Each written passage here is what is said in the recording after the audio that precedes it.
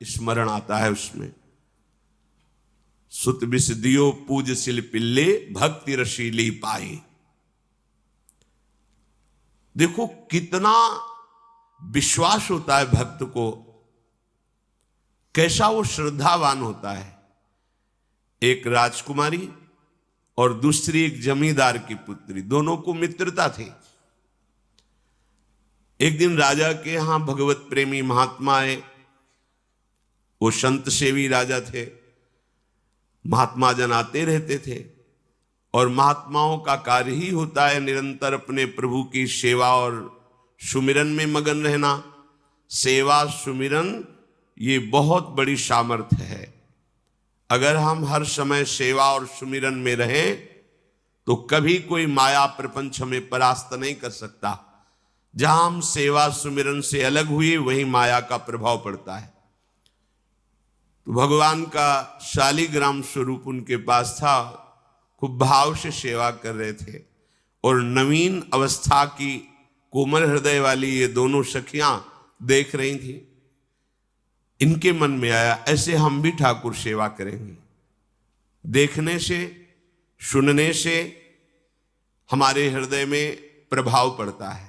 गंदी बातें देखेंगे, गंदी बातें सुनेंगे, उसी का चिंतन होगा, हृदय गंदे आचरणों की प्रेरणा वाला बन जाएगा। अगर हम भागवतिक बातें सुनेंगे, भागवतिक दर्शन करेंगे तो भागवतिक चिंतन होगा, हृदय भागवतिक प्रेरणा वाला बन जाएगा। कई दिन संत भगवान रुके, रोज सेवा कीर्तन कथा, सरल हृदया। उन दोनों सखियों में बात आई कि चल करके संत भगवान से कहते हमको भी ठाकुर जी दीजिए।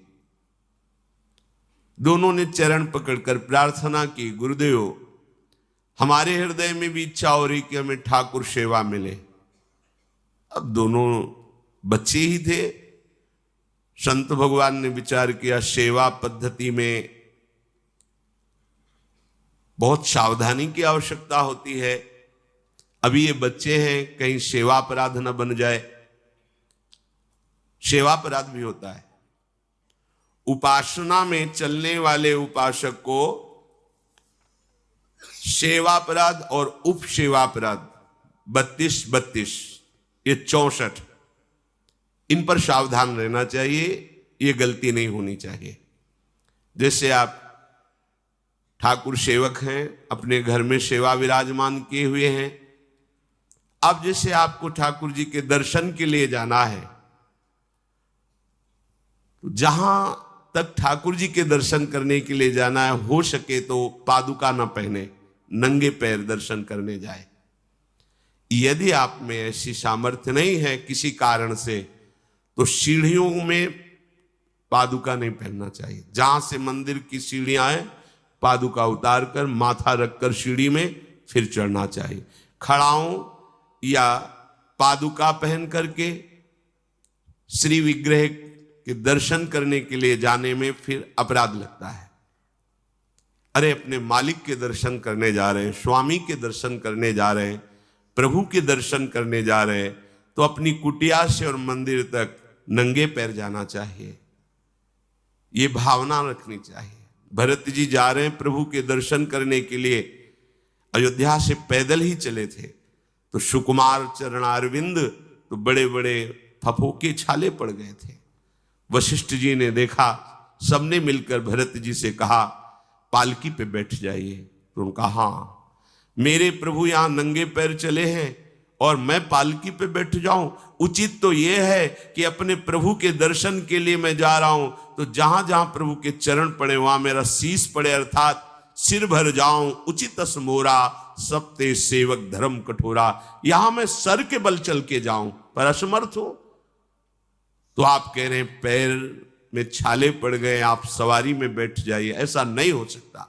तो अपने प्रभु के दर्शन करने के लिए जब जाए तो हो सके, सामर्थ्य हो तो पादुका न पहने, कोई खड़ाऊं चप्पल जूता आदि ना पहने। अगर पहने हैं तो बस सीढ़ी तक ही पहन कर जाए, ऊपर सीढ़ियों के नहीं।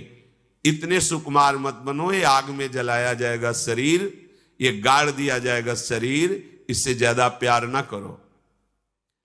अब इतना दृढ़ विश्वास कि ये बच्चे हैं, सेवा भाव कैसे पूर्ण कर पाएंगे। तो उन संत भगवान ने दोनों बच्चियों से कहा, आप कल ठाकुर जी लाएंगे, हम आपको दे देंगे। तो गांव में घूमे तो आसपास गोले गोले से पत्थर मिले, पत्थर लाए 2 और कहा कि ये लो तुम्हारे ठाकुर जी हैं। दोनों को दिया। देखो गुरु वचनों पर और गुरु प्रदत्त सेवा वस्तु पर कितना भाव होना चाहिए। उन्होंने दृढ़ विश्वास किया कि मुझे भगवान गुरुदेव ने दिया, ये भगवान है मेरे। दोनों ने अपने हृदय से लगाया। अब एक जमींदार की पुत्री थी, एक राजकुमारी, स्वर्ण के सिंहासन में, और उनका नाम रखा शिलपिल्ले ठाकुर। शिल मतलब पत्थर, तो उनका तुम्हारे ठाकुर का नाम शिलपिल्ले गोविंद है। दोनों सिंहासन पर रखकर आराधना करती। भाव प्रतिपल बढ़ता गया, नाम निरंतर जप।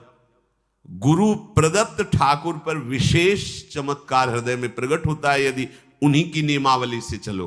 अपने मन से बाजार से खरीद लाए, विराजमान किए हैं, कभी सेवा की कभी नहीं की, वो भी अच्छा है, कम से कम भागवतिक भाव तो है। लेकिन सिद्धि जो प्राप्त होती है वो गुरु कृपा से, गुरु प्रदत्त ठाकुर से। जैसे धन्ना जी को भांग के बट्टे में ठाकुर जी प्रकाशित हो गए, गुरु प्रदत्त।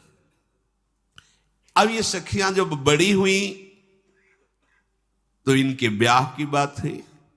तो जो राजकुमारी थी उनका राजकुमार से किसी से ब्याह तय हुआ, ब्याह हो गया।